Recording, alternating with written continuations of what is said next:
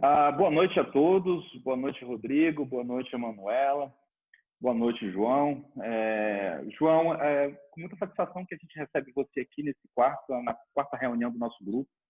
É um grupo aí liderado pelo Becker, teve uma iniciativa muito legal, tem recebido muitos elogios e tem sido muito produtivo. Uma ideia também da Emanuela, que é a nossa aluna lá no IDP, e a gente tem recebido um apoio muito legal do IDP.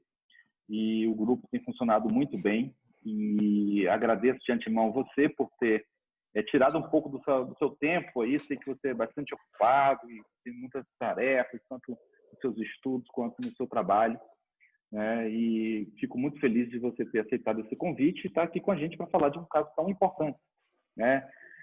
Mas antes de lhe passar a palavra, terei enorme prazer de falar um pouco sobre você, né? E fui lá fazer o dever de casa, pesquei lá no seu currículo lá e vi que está atualizado, né? Então, quando o cara é muito produtivo, a gente já vê que está todo tempo atualizado. Então, João, seu currículo é muito extenso, além de admirável, e assim, é uma pessoa que eu tenho as melhores referências. Nós pudemos nos encontrar aqui tempos atrás em Brasília, enquanto você estava atuando, né, aqui, e assim, tenho de você as mais profundas referências de competência, de um cara que teve uma história dentro da graduação fabulosa, dentro da Federal da Bahia, e é o cara também dos concursos aqui, como vocês verão. Então, o João foi graduado pela Universidade Federal da Bahia, com graduação ali em 2009, teve um período de sanduíche na Universidade de Santiago de Compostela, na Espanha. Fez especialização em Direito do Estado em 2009, mestre em Direito Público pela Federal da Bahia em 2013, mestre em Direito Constitucional pela Universidade de Sevilla em 2018, doutor em Direito pela Universidade Federal da Bahia em 2019 e com pós-doutoramento, né, atual, né, João? Pela Universidade de Coimbra, né? Atual. Professor em diversos cursos de pós-graduação em Direito e preparatórios para carreiras jurídicas, né? Membro suplente do Conselho Consultivo sobre Internet e Eleições do Tribunal Superior Eleitoral, foi defensor público de 2010 a 2014, também fez concurso para juiz, né, João? Também para juiz no Estado, membro do Ministério Público, procurador da República, enquanto atuação auxiliar junto à Procuradoria-Geral da República. E João foi aprovado nesse, que é um dos concursos mais difíceis do nosso país, em primeiro lugar, né? Então, João, muita satisfação ter você aqui com um currículo desse invejável, além de ser um profissional muito gabaritado, é um acadêmico com grande preocupação nas discussões, autor de livros importantes aí. Então, João, você tem aí, fica a liberdade de explicar o caso. Geralmente a gente está ali 25 a 30 minutos. Seja bem-vindo, né? Fique super à vontade para expor da forma como você achar melhor esse caso que é tão importante. A gente já vem de um caso anterior, que foi o... lembra para mim, pessoal? Dred Scott? Dred Scott. Então, a gente já discutiu Dred Scott, depois vamos discutir Brown. Então, com você, a gente passa a palavra para você falar um pouco sobre o Plessy Ferguson. Obrigado, João. Bom, Alonso, muito obrigado pela apresentação. Fico muito honrado, muito lisonjeado. Sei que você e o Rodrigo são duas referências. É engraçado que não só nesses tempos de pandemia, mas nesses últimos anos a gente tem feito muitos contatos pela internet, pelo Twitter, pelas redes sociais, e tem sido muito enriquecedor. Recentemente, quem falou no caso no Dred Scott foi o Samuel Fonteles, né, que trabalha comigo. Ele está como auxiliar também na PGR, e é um cara genial, absolutamente genial, e conheci também pelo Twitter, e certamente fez uma apresentação brilhante aqui. Eu estou até curioso para assistir o vídeo da reunião anterior. Então, assim, eu agradeço muito o convite, digo a vocês de coração que fico muito honrado e espero que consiga agradar vocês com essa conversa, uma conversa que eu vou tentar fazer de forma bastante descontraída, unindo alguns pontos da ciência política também, que eu acho que é um tema que precisa ser revisitado como um plano de fundo dessa decisão, uma análise um pouco histórica e política também. Eu peço desculpas, eu não sou muito formal, eu estou aqui de paletó porque eu cheguei do trabalho agora. E aí eu Uhum. estou no meio de umas operações aí de competência originária do Supremo e a coisa está um pouco conturbada. Mas é isso, gente. Muito obrigado.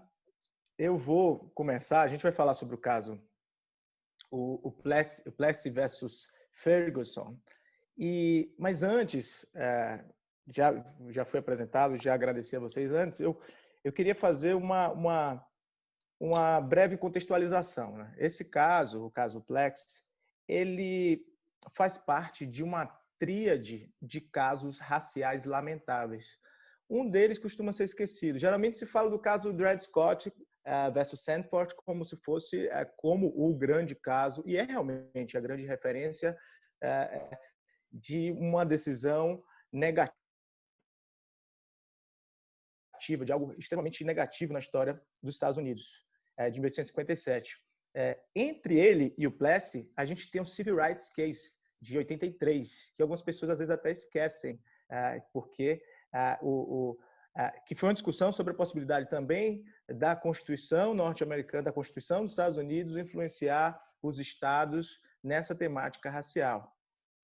Depois do Civil Rights Case, vem o Plessy para finalizar só depois no Brown versus Board of Education, lá em 1954.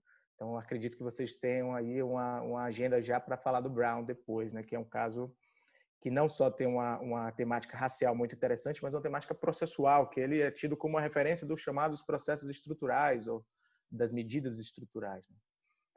O caso Plessy, ele tem como parâmetro, o pano de fundo, digamos assim, a grande dele, se a gente for pensar em termos de controle de condicionalidade, ele tem como parâmetro de controle a 14ª emenda. A 13ª também é citada no julgamento, principalmente em primeira instância, mas a análise que a Suprema Corte norte-americana fez do caso foi com base na 14ª emenda, que basicamente ela universalizou a cidadania dos Estados Unidos. Né? Ela diz, olha, todas as pessoas nascidas ou naturalizadas são cidadãos dos Estados Unidos.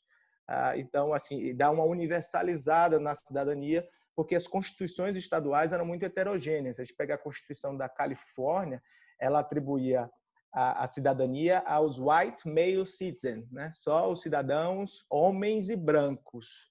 O que gerou na Califórnia uma situação bastante esdrúxula, também daria para conversar, que é o fato de que a Califórnia já foi autônoma, já foi espanhola, e a Espanha havia reconhecido a cidadania indígena. Então, indígenas eram cidadãos espanhóis, de repente a Califórnia vira americana, e aí os indígenas passam a ser americanos ou não.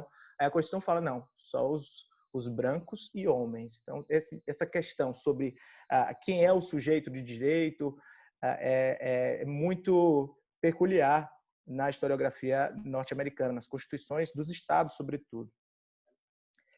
Eu gosto sempre de falar, antes de falar dessas questões raciais, eu tive a oportunidade de estudar um pouco elas no mestrado na Universidade de Sevilha. Eu gosto muito de recomendar esse livro aqui. Ó. Eu já recomendei algumas vezes até no Twitter, do David Lyons, Confronting Justice. Eu acho esse livro muito legal, não sei se estão vendo aí direitinho, é da Oxford Press. Ele faz um apanhado um pouco da questão racial nos Estados Unidos e fala um pouco sobre as medidas de compensação que poderiam existir, como confrontar as repercussões práticas da legislação e do posicionamento da Suprema Corte durante tantos anos. É um livro que eu recomendo muito para quem se interessa por essa temática racial. E, assim, falo isso porque esse livro dá um pano de fundo maravilhoso para a gente falar dessas decisões todas. O autor, o Lyons, ele começa o livro dizendo assim, mais ou menos assim, olha, é muito difícil confrontar as graves injustiças cometidas por seu próprio país. Ele não fala no seu próprio país, ele fala por seu próprio país. E ele diz, olha, a gente precisa esclarecer as coisas. Os americanos costumam ver a independência americana como uma luta pela liberdade contra um domínio opressivo inglês.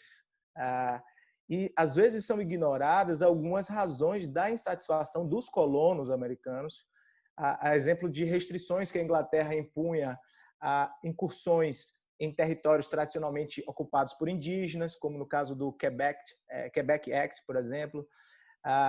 Também questões relativas à escravidão, a gente sabe que essa questão escravista, que é o pano de fundo, é a grande questão sociológica e jurídica por trás de todos esses casos, é a escravidão, no fundo é isso.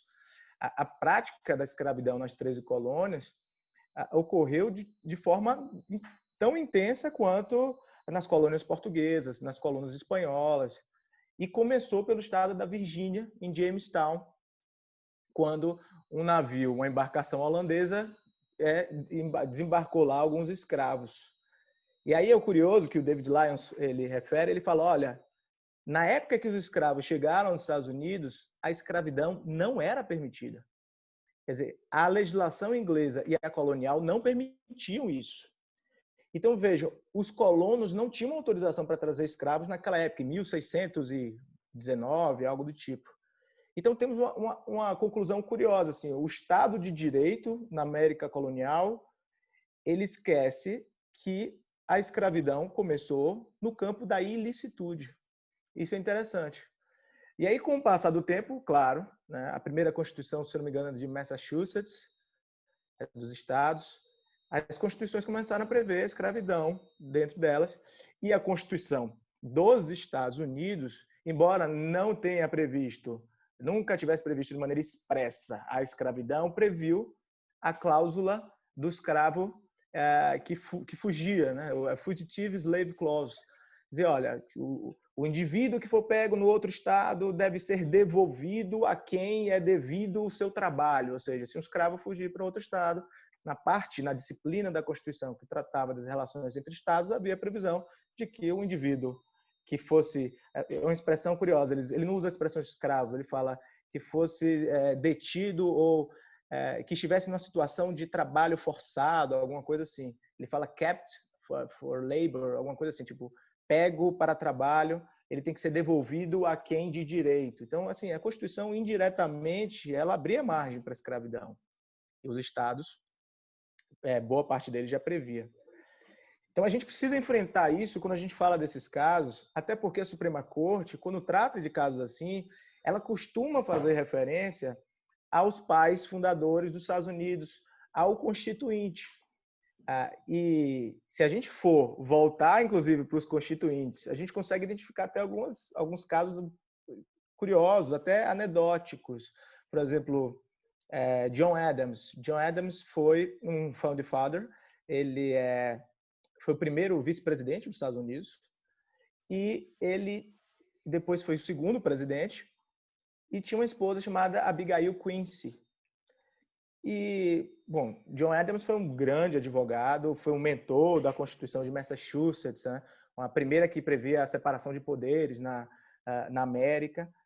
E ele guardava correspondência com a esposa dele, Abigail, e ela dizia para ele, olha, essas cartas podem ser consultadas na internet, é interessante, eu tenho um link para passar se quiserem. E ela fala, olha, John, você precisa atentar para a cidadania das mulheres, você está escrevendo as constituições, você está participando da redação dos textos dos constitucionais, e você precisa prever cidadania para as mulheres. E tem uma carta que ele responde para ela assim, ele fala, olha, não bastassem os índios e negros insolentes, nós temos agora que dar atenção a uma nova tribo, que eu nunca tinha ouvido falar que fosse tão interessada assim. A sua carta foi a primeira que trouxe uma nova tribo mais numerosa e mais poderosa do que todo o resto, que é a tribo feminina. Então, ele chama de risível essa pretensão dela de querer reconhecer a cidadania para as mulheres. E aí, veja, John Adams, em 1780, na Constituição de Massachusetts, ele escreveu, literalmente escreveu, que todos os homens nascem livres e iguais. Quando se diz homens, naquela época, se dizia realmente homem, homem mesmo, não mulher. Não é todo ser humano, é todo homem. Essa é a ideia que queria passar. Mas os escravos, também havia escravos homens. E aí, ficava difícil, hoje em dia, aliás, fica difícil a gente pensar, poxa, como é que a cidadania não era universal se a redação parece tão universal? Antes da Constituição de Massachusetts, a gente teve a Declaração do Bom Povo da Virgínia, de 1776. ela foi anterior à Constituição dos Estados Unidos e anterior à Declaração dos Direitos do Homem, do Cidadão. E a Declaração do Povo da Virgínia também previa, olha, todos os homens nascem livres e iguais. Então, veja, como é que a gente concilia isso? Como é que a gente consegue dizer, pô, se todo mundo é igual, por que tem escravo? E por que, uma coisa também curiosa, que às vezes as pessoas se perguntam, olha, por que os liberais defendiam a escravidão e os republicanos eram contra a escravidão? Se a gente muitas vezes faz uma referência do republicano como mais apegado a uma veia conservadora. Houve um giro aí de posição entre republicanos e democratas e liberais na década de 60, na verdade na década de 50, nos Estados Unidos, que foi o marco do caso Brown versus Board. Isso é bem interessante. Assim. Então, é interessante olhar pelo lado da ciência política também. Acho que a gente não tem tempo para falar sobre isso, mas é interessante ver o que Hobbes, o que os contratualistas diziam, o que Locke dizia, porque Locke e Hobbes eram liberais. O que eles falaram sobre escravidão? Né? Porque Locke escreveu no segundo tratado de governo civil, fez um tratado contra o absolutismo e defendia que o ser humano era proprietário do seu próprio corpo e que a Bíblia dava Deus na Bíblia passava as coisas para todos os homens e não para um monarca. Mas por que todos os homens? Por que não os escravos? Por que os negros não? Por que ter escravos? E havia diversas construções jurídicas de Blackstone, de Emer de Vattel, em torno dessa ideia de, olha, o que é o sujeito do direito, o que é pessoa, o que é sujeito de direito, por que o escravo não pode ser sujeito de direito, por que o escravo, a mulher e o índio estavam dentro da esfera privada, da autonomia privada. Eles faziam parte do âmbito doméstico dos lords e masters. Né? Então existia uma espécie de uma ordem doméstica aí que prevalecia no campo privado. E, curiosamente, essa referência remonta até a Aristóteles. A oikonomia, que é a palavra que dá origem à economia, significa administração da casa. Então tem uma origem doméstica. E aí eu recomendo mais outro livro que eu acho interessante, Sujeitos de Direito entre Estado, Gênero e Cultura, do historiador Bartolomé Claveiro, um grande historiador do direito. Cara. É um monstro. Tem um livro chamado A Ordem dos Poderes, que fala sobre a origem da separação dos poderes, também que é fabuloso.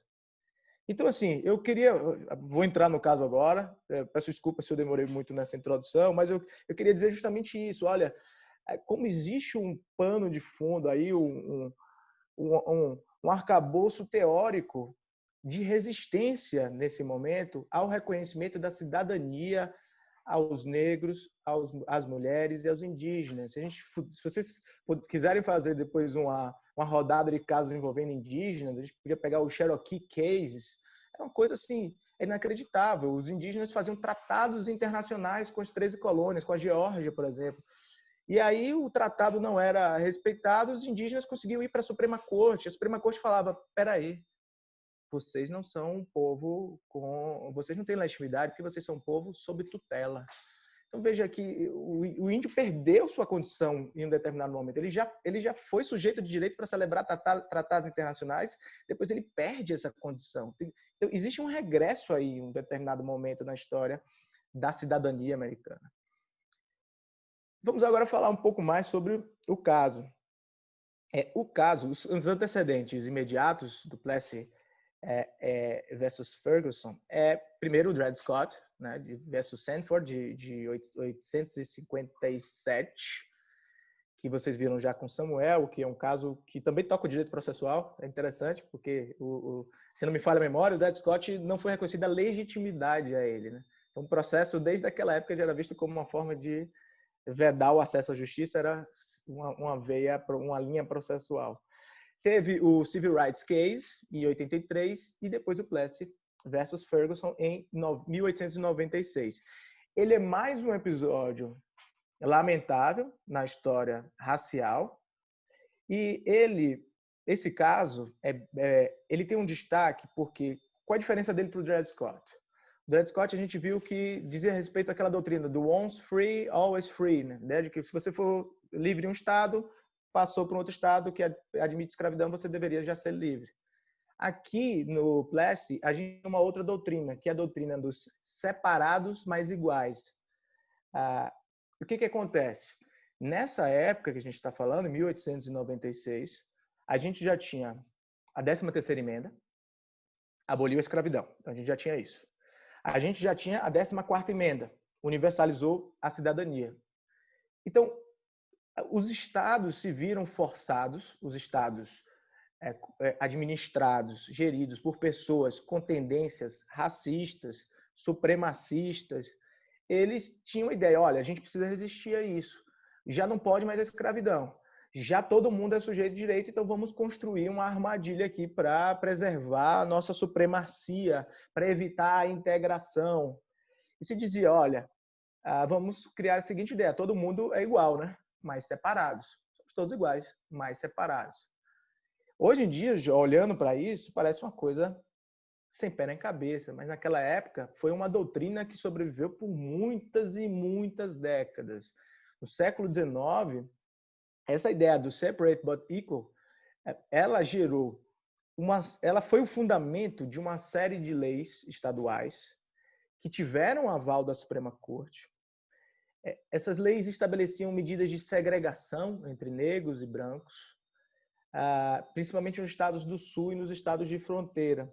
Então, o que acontecia? A ideia era o seguinte, tudo bem, negros e brancos são iguais, contudo separados. Então, tem que ter um restaurante para negro, um para branco, um banheiro para negro, um banheiro para branco, assentos e transportes públicos, acessos a escolas vocês vão ver no Brown vs. Board, teatros, etc.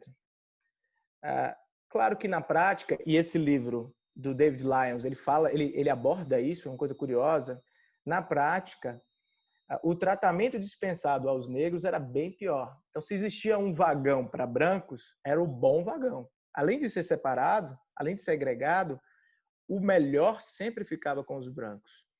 Então, além dessa clara discriminação, ainda havia um clima de subjugar os afrodescendentes. Essa doutrina gerou, vocês talvez já tenham falado sobre isso em alguma reunião do grupo, as chamadas Jim Crow Laws, né? As leis Jim Crow. Até hoje é utilizado como essa expressão Jim Crow como uma referência também absolutamente negativa da história americana, em alusão a um personagem humorista, o Thomas Rice. Thomas Rice era um humorista que se pintava de negro e ficava fazendo palhaçada, como se o negro fosse uma raça inferior, ou fosse uma pessoa menos desenvolvida ou algo do tipo. É uma coisa que, visto hoje, choca e choca muito. Então, esse personagem, Thomas Rice, esse humorista, Thomas Rice, ele criou esse personagem, o Jim Crow, e aí essas leis estaduais ficaram conhecidas como leis do Jim Crow. Então, havia essa discussão, essas leis são permitidas ou não. E aí a gente adentra mesmo o caso Plessy versus Ferguson, que tem espaço nesse ambiente histórico. Está dizendo a data? Não. Oi? Sua declaração está na base de dados da Receita Federal. Acho que tem alguém falando aqui no vídeo, né? Pronto, voltando. Então, esse caso, ele tem referência, ele ocorre nesse momento histórico, e ele tem espaço, ele tem lugar em New Orleans, no estado de Louisiana, em 1892. Eu não sei se você já for, alguém já teve a curiosidade de visitar New Orleans, eu acho que o Rodrigo talvez já tenha ido, porque o Rodrigo, eu sei que viaja bastante, eu vejo no Twitter. E New Orleans, eu tive a oportunidade de ir com minha esposa ano passado para o festival de jazz. Eu sou aficionado por jazz. Eles têm um festival muito tradicional lá, muito, muito bom. Se vocês quiserem ir, vale muito a pena. É um lugar barato de entrar e é um evento cultural maravilhoso. É o NOLA, né? New Orleans Jazz Festival. E o que acontece? New Orleans, para quem já foi, no meio de New Orleans tem uns trens que são muito bonitos, uns trenzinhos vermelhos, muito, muito bonitos. E naquela época, 1892, foi criado o Separate Car Act, ou seja, o decreto, o ato dos carros separados. Então, havia vagões de trens para negros e vagões para brancos. Aí o que acontece? O que aconteceu diante dessa situação? O que pouca gente sabe, e eu descobri isso não faz nem muito tempo, é que esse caso, Plessy versus Ferguson, foi um caso ensaiado, foi um grande laboratório. Porque quando foi criada essa lei dos vagões separados, um grupo de negros e mestiços criou uma associação, digamos assim, chamada Comitê de Cidadãos. E eles se dedicavam à luta contra essas leis de segregação.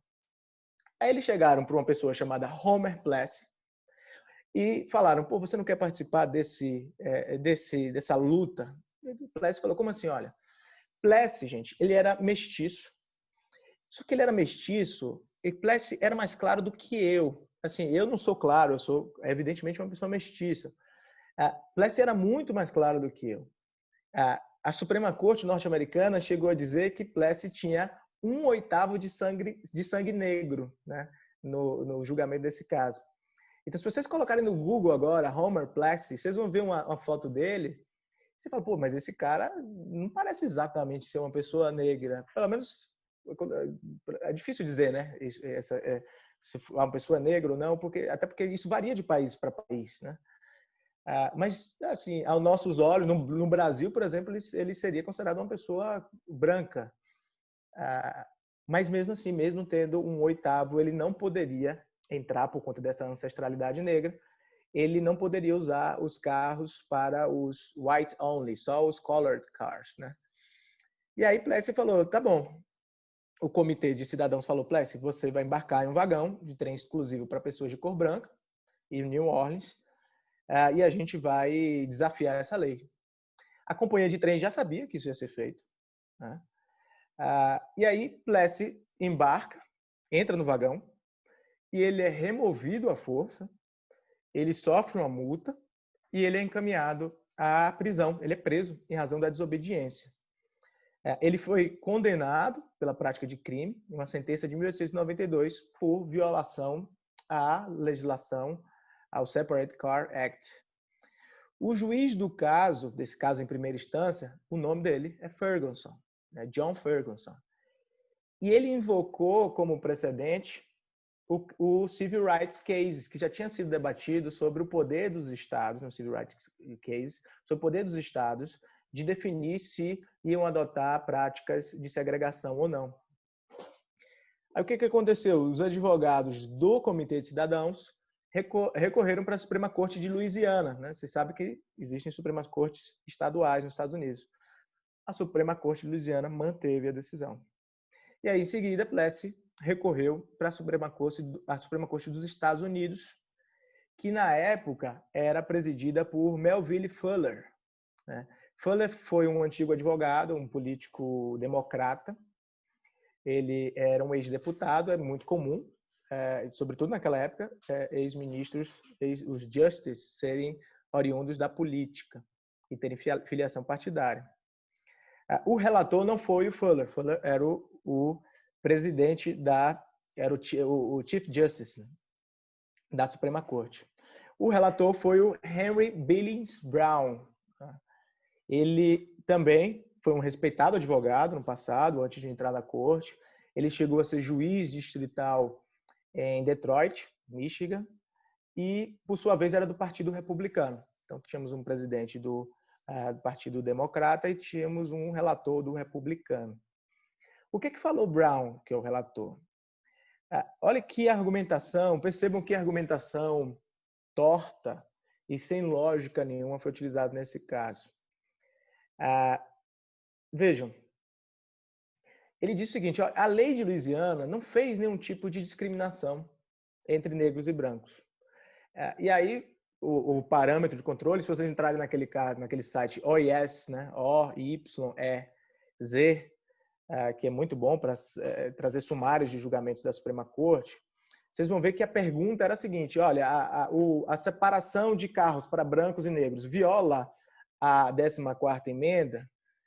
E ele falou, olha, a emenda 14, ela reconhece a igualdade entre as duas raças, ele usa essa expressão, mas, diante da natureza das coisas, não poderia abolir distinções baseadas em cor. Então, o relator utilizou um argumento no sentido de que a lei não poderia fazer do quadrado redondo, a lei não poderia alterar a natureza das coisas.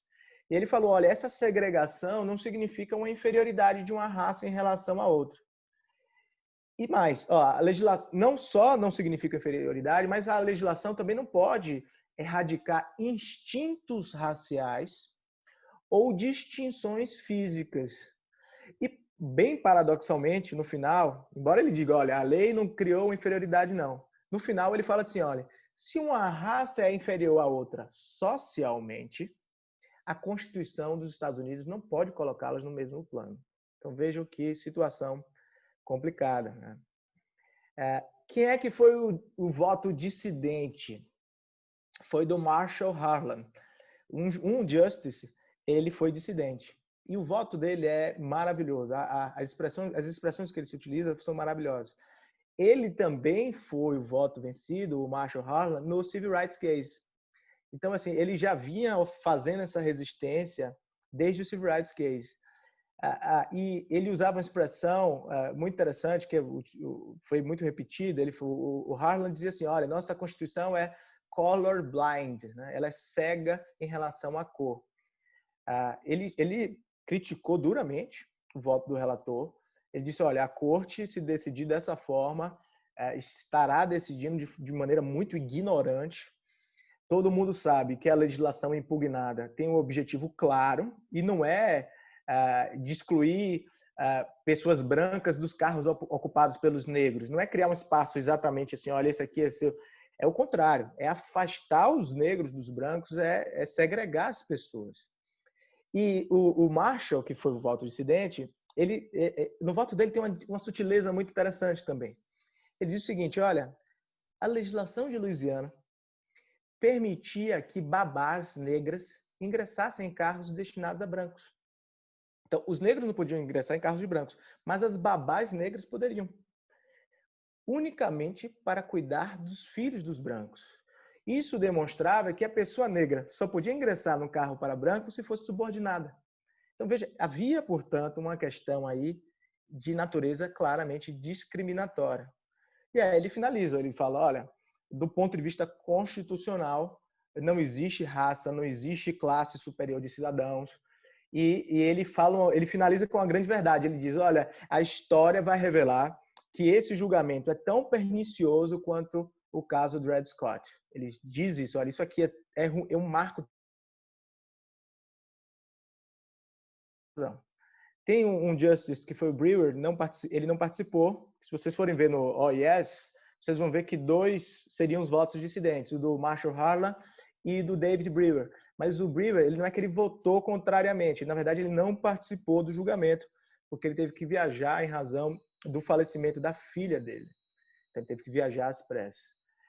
Gente, em razão desse precedente, para a gente ter uma ideia, a gente está falando do final dos anos 80, do final de 1800, na verdade, você está falando de 1892.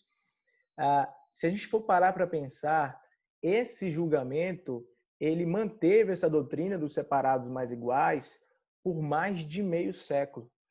Esse julgamento, apesar de um voto dissidente extremamente forte, ele conservou essa doutrina de separação, de segregação racial, conservou as Jim Crow Laws por mais de meio século. E somente depois, já em 1954, já perto do momento atual agora, né, 1954 talvez tenha sido a data de nascimento de alguns de nossos pais, alguns até antes. Ou seja, na segunda metade do século XX já, é que veio o caso Brown versus Board of Education, que colocou um fim nisso. Claro, não vou me aprofundar no caso Brown versus Board, porque vocês vão ter uma reunião sobre esse tema ainda. Mas vejam como o caso Plessy versus Ferguson é um caso muito lamentável, é um caso muito triste na história dos Estados Unidos, o que não significa, porém, e eu quero finalizar com isso, que essa seja uma exclusividade dos Estados Unidos, né? Existe uma pesquisa aqui, até eu ainda não tive acesso, eu tenho muita curiosidade de ter acesso a essa pesquisa, de um aluno do mestrado da Universidade Federal da Bahia, em que ele elenca casos de judicialização de questões feitas por escravos no Brasil. Então, nós tivemos casos lamentáveis também no nosso país e outros casos, muitos países também tiveram. E, às vezes, não encontramos precedentes dessa natureza em alguns países, muitas vezes porque lá nem existia, nem se imaginava o acesso à justiça dessas pessoas. Então, assim, na verdade, esse é um episódio lamentável da história, não apenas da história americana, né, da história mundial, de boa parte dos países que tinham esse tipo de legislação de segregação racial. Bom, essa é a síntese do caso. Eu acho que isso era de maneira bastante resumida, assim, o que eu queria dizer para falar para vocês, o que eu tinha para conversar com vocês. Eu espero que vocês tenham gostado, né? E, mais uma vez, agradeço muito o convite, admiro muito o trabalho de vocês, Alonso, Rodrigo, vocês estão fazendo um trabalho belíssimo nesse grupo de pesquisa, algo sem precedentes, é importante estudar muito a Suprema Corte dos Estados Unidos, é a Corte Constitucional, na minha opinião, de maior referência do mundo, a mais importante. Grandes casos passaram por ela, é uma corte extremamente responsável. Veja que é uma corte que, apesar desses precedentes, a gente precisa dizer isso, uma corte que hoje é uma referência de autocontenção, inclusive. Você vê que os julgamentos lá não são televisionados. A Suprema Corte já solucionou boa parte de problemas contemporâneos brasileiros. Há pouco tempo, quando a Procuradora-Geral da República era a Raquel Dodge, eu estava pesquisando sobre um tema da interceptação, da gravação de uma conversa entre interlocutores. Uma pessoa que grava uma conversa que está tendo com outra pessoa, se isso poderia ser admitido como prova lícita. E aí fui pesquisar nos precedentes da Suprema Corte dos Estados Unidos e vi que eles já haviam resolvido esse problema na década de 60. Então, é uma corte bastante sólida e daí porque eu acho que o projeto de vocês é um projeto extremamente inovador, extremamente importante. Parabéns e muito obrigado. Bom, João, eu vou tomar a palavra aqui, porque já que o Alonso falou, vou falar rapidinho. Você falou algumas coisas, antes da gente falar do caso, quero agradecer, em primeiro lugar, a sua disposição de vir aqui.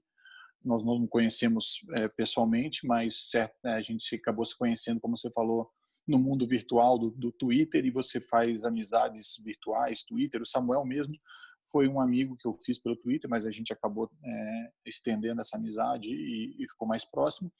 Mas as pessoas que te conhecem, que são teus amigos, que são amigos meus também, sempre fizeram uma excelente referência sua, e obviamente a gente viu agora na sua exposição a clareza com que você mostrou esse caso. A gente tem um amigo em comum que você deve saber, que é o Zé Ricardo, né, que é procurador da República. Zé Ricardo, esse é meu amigo há muitos anos, muito antes do Twitter e tal. E aí algumas pessoas até brincam, me perguntam por que eu, entre aspas, pego pesado com o Zé Ricardo no Twitter. E eu falo para as pessoas porque eu tenho liberdade, sou amigo dele há 10 anos, então a gente brinca no Twitter um com o outro, aí no privado a gente vai conversar, aí um dia ele fala assim, pô, hoje tu bateu em mim, aí ele fala, hoje tu bateu não sei o quê.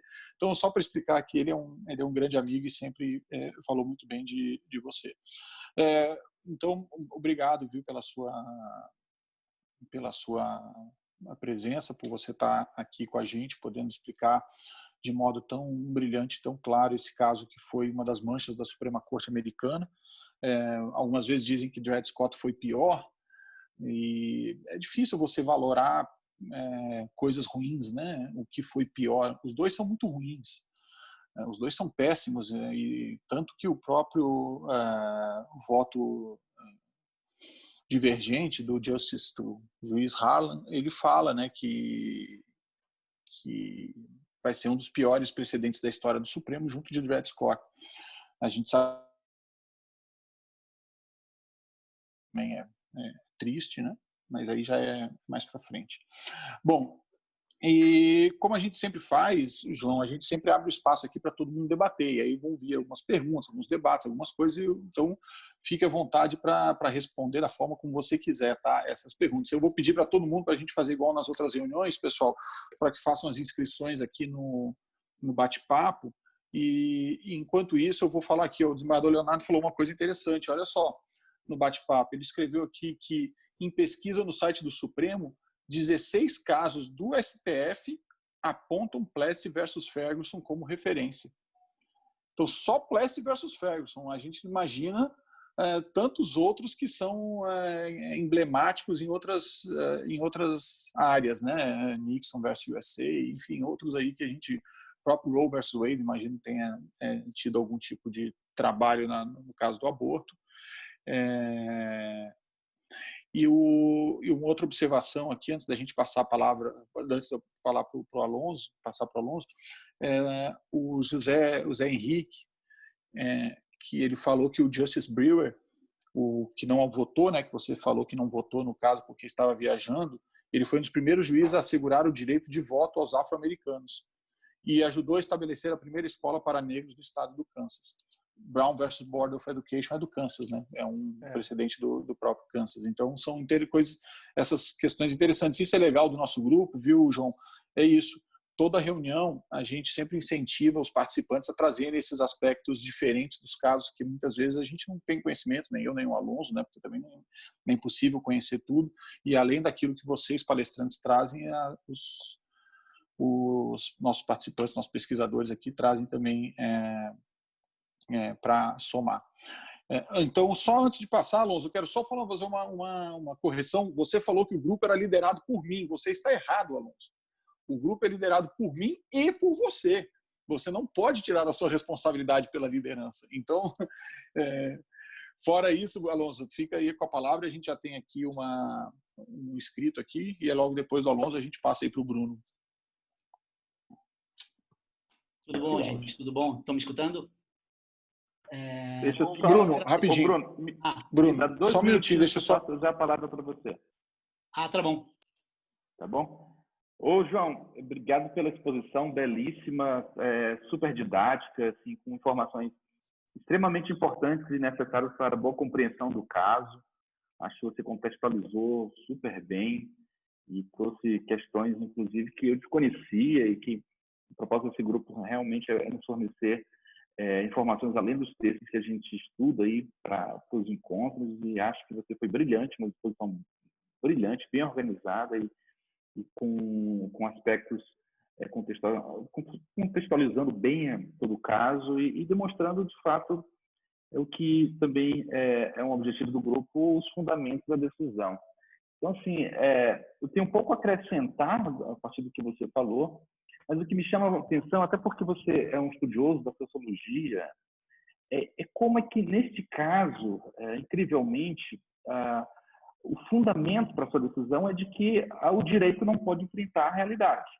Ou seja, a realidade se impõe, né, mesmo com uma vontade supostamente declarada de constituintes ou mesmo de legisladores. Ou seja, a base é que assim, o direito ele não tem como, sobretudo, a Constituição não tem como desfazer preconceitos, a Constituição não tem como desfazer a realidade, não tem como desfazer o imaginário popular a propósito da distinção racial ali que impera naquele momento.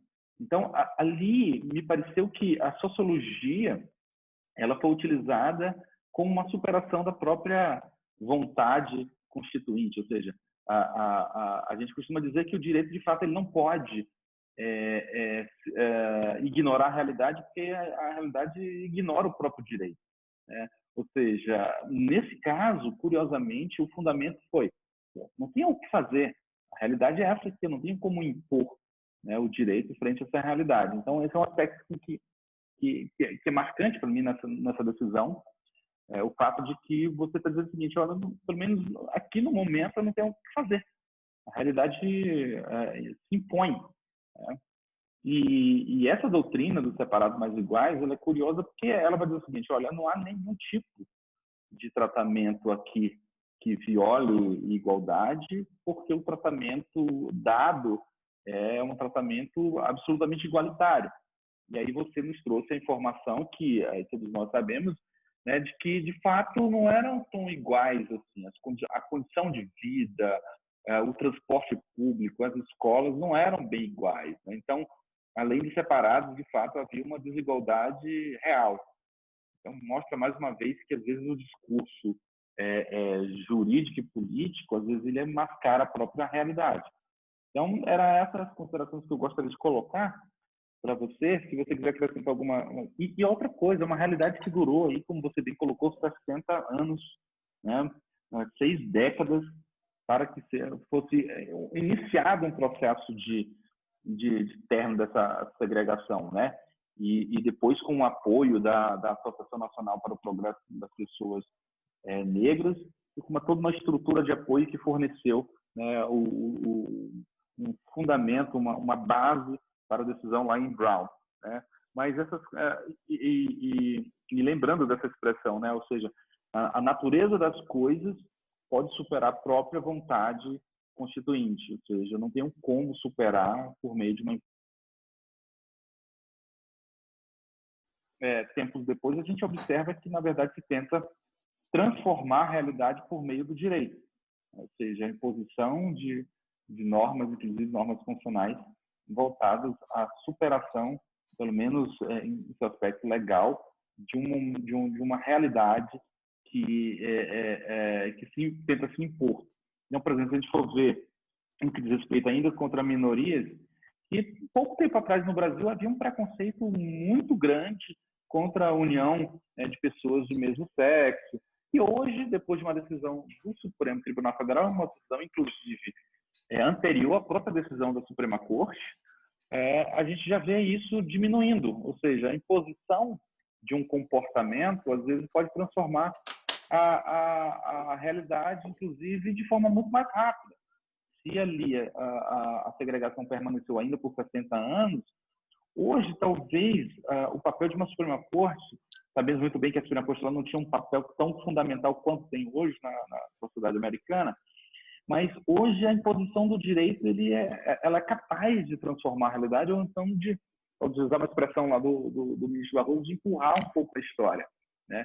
Ou seja, naqueles tempos, diante de uma Suprema Corte que não tinha tanto a reputação, ou não tinha tanto poder quanto tem hoje, de fato o direito teve que esperar a história, né? O direito ali não empurrava, a Suprema Corte não empurrava por uma transformação.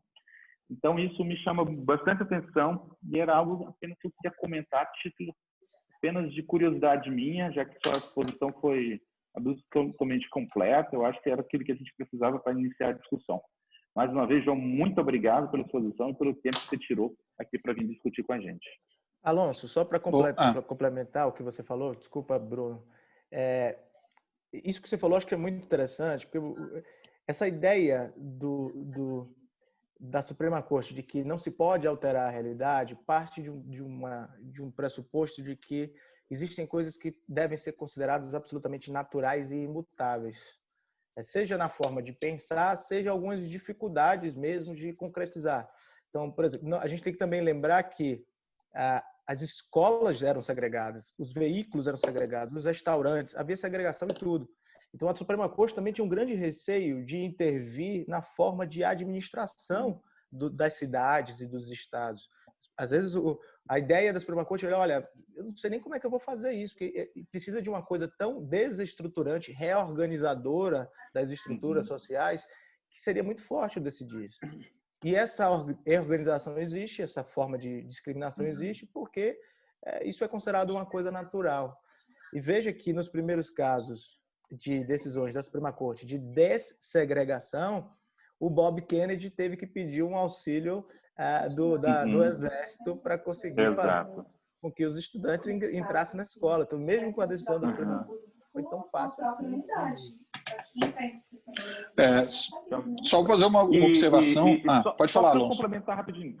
E de fato, é verdade o que você está falando, e isso faz lembrar que a gente vai discutir ainda o caso lá no Brown, quando a Corte decide que aquela dessegregação deveria ser tomada a toda a velocidade possível deliberada, né? Ou seja, a implementação da decisão, ela era uma realidade, a dificuldade de implementação era uma realidade reconhecida ali 60 anos depois, né? De como aquela cultura, aquela segregação estava enraizada nas estruturas sociais do país. Era isso, já. Bom, vou passar aqui a palavra para o pessoal, mas antes eu deixo fazer umas pequenas observações. A primeira, em relação ao que o João e até o que o Alonso está falando, é que Plessy versus Ferguson nunca foi expressamente reformada. Não sei se vocês sabem disso, mas a Suprema Corte dos Estados Unidos ela tem por costume, quando ela julga um caso de modo distinto, ela coloca no final dos seus julgamentos o nome do caso, exemplo, né? Plessy versus Ferguson is overruled, ou seja, está superado, né? Nunca houve isso em Plessy versus Ferguson. Aí as pessoas falam, mas Brown versus Board of Education fez isso. Fez de fato, não de direito. Não há no voto em Brown qualquer menção à superação expressa de Plessy. Então é interessante esse ponto, depois aí a gente até pode aprofundar isso com o Wallace na próxima reunião da semana que vem, né? Mas não consta isso. O segundo ponto é que sim, eu estive em New Orleans, João, e fui na Suprema Corte de Louisiana, e uma coisa interessante, né? A única Suprema Corte dos Estados Unidos que adota o civil law e não o common law, por conta da origem francesa, da colonização francesa. Então, a Louisiana, inclusive, tem um código civil baseado diferente dos outros códigos civis dos estados americanos. Ela é baseada no civil law. É o único país, é o único estado dos Estados Unidos que tem essa peculiaridade.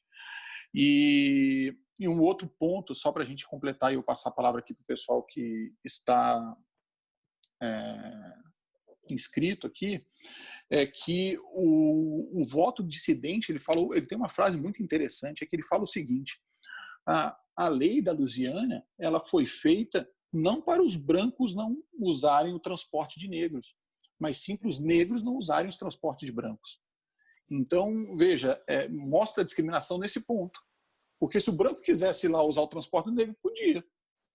Mas o negro não podia usar o transporte do branco. Né? Mas são só considerações, como a gente falou. E realmente, agora, antes de passar, eu quero falar só o que a Amanda Claudino escreveu, que é bem interessante para a gente não perder o ponto. E eu não tinha a menor ideia disso. Olha o que ela disse aqui. Que o grupo de corvos do filme Dumbo, da Disney, que foi filmado em 1948, se chama Jim Crow. E hoje, no serviço de streaming deles, consta lá que eles colocaram um alerta para falar que esse filme pode ter representações culturais desatualizadas. Muito interessante, nunca tinha... não sabia disso.